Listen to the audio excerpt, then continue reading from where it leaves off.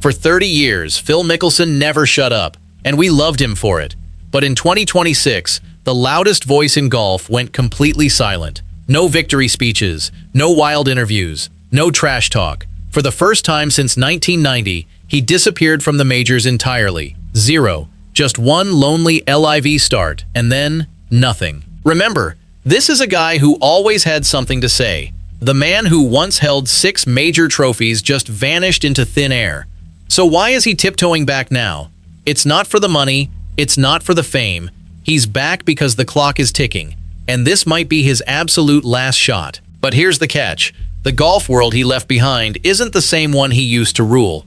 The executives are different, the rivalries are colder, and they didn't welcome him back with open arms. Instead, they drew a line in the sand. They told him, "Phil, you can come back, but there's one condition."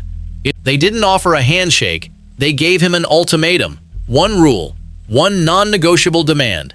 Now, we all know Phil. He never follows rules. He makes his own. That's exactly why this is so dangerous. This condition isn't about playing better golf. It isn't about fixing his swing.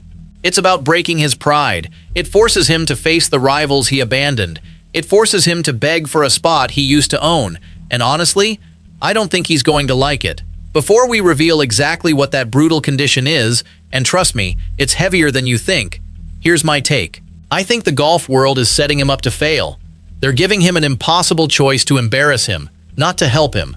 But maybe, just maybe, that's exactly the fire he needs to prove us all wrong one last time.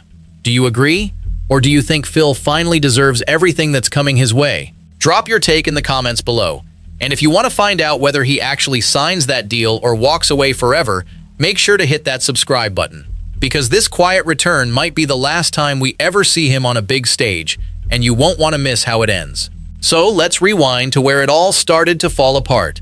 You remember the fairy tale, 2021, Kiawah Island. Phil Mickelson, 50 years old, becomes the oldest major winner in history. The golf world lost its mind. Everyone cheered. They called it the greatest comeback story ever written. Now fast forward 5 years. That same man, he can't even get a phone call returned. Between that miracle win and today, Phil made a choice that burned every bridge he ever built. He left the PGA Tour, signed with LIV Golf, the Saudi-backed league that split the sport right down the middle. And the establishment, they took it personally. They didn't just forget him, they erased him. In early 2026, the PGA Tour quietly rolled out a program for LIV defectors to come back home. A few names got approved. Brooks Koepka slipped through the cracks. Others followed. But when Phil's name came up, silence. No invitation, no negotiation, just a closed door and a turned back. And that silence started to spread. 3 golf clubs in San Diego quietly removed him from their membership rolls. No grand announcement, no press release, just gone. One club investigated an allegation involving inappropriate conduct. Phil's lawyers denied everything, promised video evidence clearing him, but the whispers had already escaped. Then came the New York Times, a deep investigation, 19 sources, offshore accounts, a former friend's ex-wife. The details were messy, but the headline was unmistakable. Phil Mickelson had become radioactive. The guy who once smiled his way through every room was suddenly the guy nobody wanted in theirs. And through all of this, he stayed completely quiet. No defensive rants, no dramatic interviews, no joking around with the media, just absolute radio silence. For a man who spent 3 decades talking, that silence is louder than any speech he ever gave. Now, here's where it gets dangerous. The people who run golf didn't just reject him, they gave him a path back. A single door, one extremely narrow opening, but they attached something to that door, a condition, a rule. A demand that forces him to swallow every ounce of his pride. We don't know the full weight of it yet, but we know it's designed to break him. It's not about fixing his swing. It's not about hitting more fairways. It's about making him accept something he's spent his whole life fighting against. And the clock is ticking. 56 years old. The body is slowing down. The invitations are drying up. The respect is fading. Phil Mickelson is cornered, and whatever they're demanding from him, it's the only thing standing between him and one final shot at redemption. That rejection was brutal, but what happened next made that door slam sound like a whisper, because there's something worse than being hated. It's being forgotten. Think about that for a second. Phil Mickelson, the guy who could sell out a practice round, suddenly couldn't get a sponsor's exemption. The endorsements dried up. The television networks stopped calling. He went from being the face of every commercial break to being completely invisible. That hurts a man like Phil more than any bad shot ever could. He built his entire identity on being the people's champion. The guy who signed every autograph. The guy who joked with the gallery. The guy who made golf feel accessible and fun. And now, those same fans weren't booing him. They just weren't noticing him at all. That's a special kind of punishment. The golf establishment didn't need to destroy his reputation. They just needed to wait. Let time do the work. Let the silence swallow him whole. He still had LIV, right? That was supposed to be his safe haven. The place where he could still play, still earn, still feel like a professional athlete. But that safety net was about to get ripped away too. The Saudi Public Investment Fund, the bottomless wallet that had funded this entire experiment, was pulling out. After 2026, the money stops.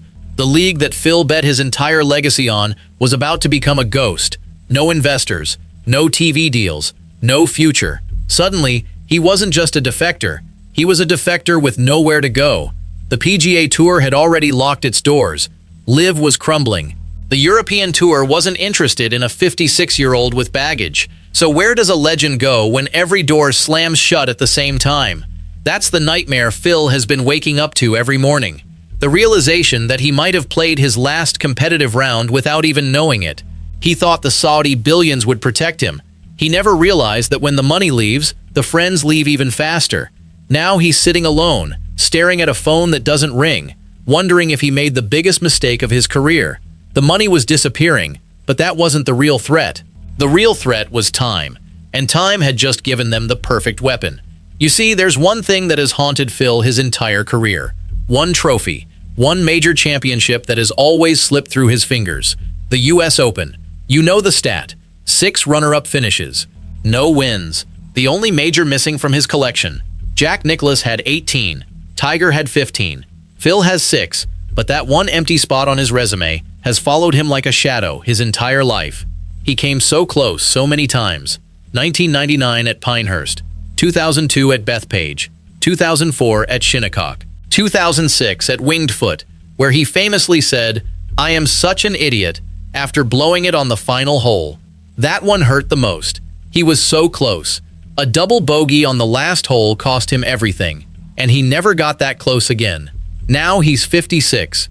His exemptions are running out. The US Open gave him a 5-year pass after his 2021 PGA Championship win, but that clock is ticking. If he doesn't play in the next 2 years, that door closes forever. And the people who run golf, they knew exactly how much that US Open meant to him. They knew it was the one thing that could still make him cry at night. They knew it was the only reason he was even considering coming back. So when they finally sat down to negotiate his return, they didn't just think about fines and suspensions. They thought about the one thing that would truly break him, and that's when they delivered the condition. 6 runner-ups, 0 wins. He was running out of chances, and then they handed him a piece of paper that changed everything. Here's the full weight of what they asked. They told Phil he could return to the PGA Tour, but first, he had to accept a 1-year suspension. No golf, no tournaments, no appearances.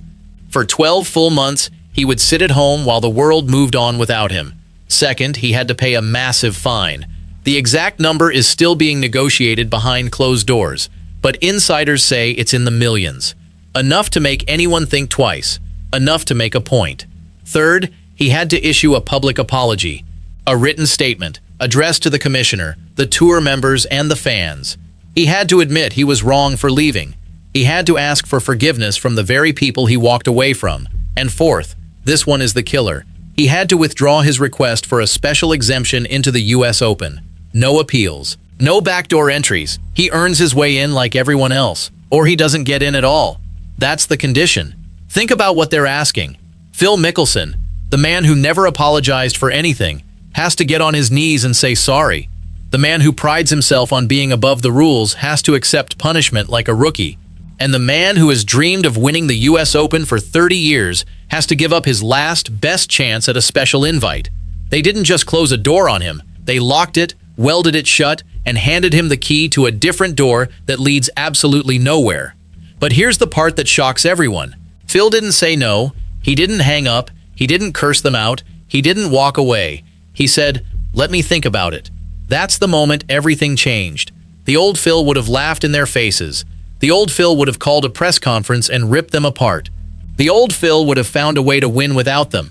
But this Phil, the 56-year-old Phil who hasn't played a major in a year, the Phil who watches his former rivals lift trophies while he sits at home, the Phil who knows he might never get another standing ovation, this Phil is actually considering it. And that tells you everything you need to know about how desperate he's become. He's willing to grovel, he's willing to pay, he's willing to apologize, he's willing to give up the one exemption that could save his US Open dream, all for one more chance, one more walk down the fairway, one more roar from the crowd. But here's the heartbreaking part. Even if he says yes, even if he pays the fine and serves the suspension and writes the apology and kisses the ring, there's no guarantee he'll ever win again. He's 56. His back hurts. His putting stroke has betrayed him in big moments. The young guys are hitting it 30 yards past him. The game has moved on, and it didn't wait for Phil to catch up. Statistically, the odds are almost zero. No one has won a major at 56. No one has even come close. Jack Nicklaus won his last at 46. Tiger won his last at 43. Phil won his last at 50. And that was already considered a miracle. Expecting another miracle? That's not hope. That's delusion. But delusion is the only thing keeping him going. And honestly, that's what makes this story so painfully human. He knows the numbers. He knows the odds. He knows the young guys are faster, stronger, and hungrier. He knows the media will write him off. He knows the fans will expect him to fail. And still, he's considering accepting that brutal condition. Because the alternative is worse. The alternative is sitting on his couch, watching the US Open on television, knowing he never got to take that final swing. That's the nightmare that keeps him up at night. Not the fine, not the suspension, not the apology, the regret, the what if, the 30-year-old ghost of a trophy he never won. So here we are. Phil Mickelson has a piece of paper in front of him, a contract, a deal with the devil. It asks him to swallow his pride, empty his wallet, and kiss the boots of the men who blacklisted him, all for the chance to prove everyone wrong one last time. Will he sign it? That's the question hanging over the entire golf world right now. The insiders say he's leaning toward yes. His close friends say he's struggling with it. His family reportedly doesn't want him to do it. They've seen what this chase has done to him, and they're worried it's going to break him for good. But Phil has never listened to anyone. Not the media, not the critics, not even his own family when his pride is on the line. He walked into the Lions' den once before and walked out with a green jacket. But this time, the Lions are older, hungrier, and they remember exactly who he is. If he signs, he'll have to serve that year-long suspension. He'll miss the 2027 Masters. He'll miss the 2027 PGA Championship. He'll sit at home while the world moves on without him.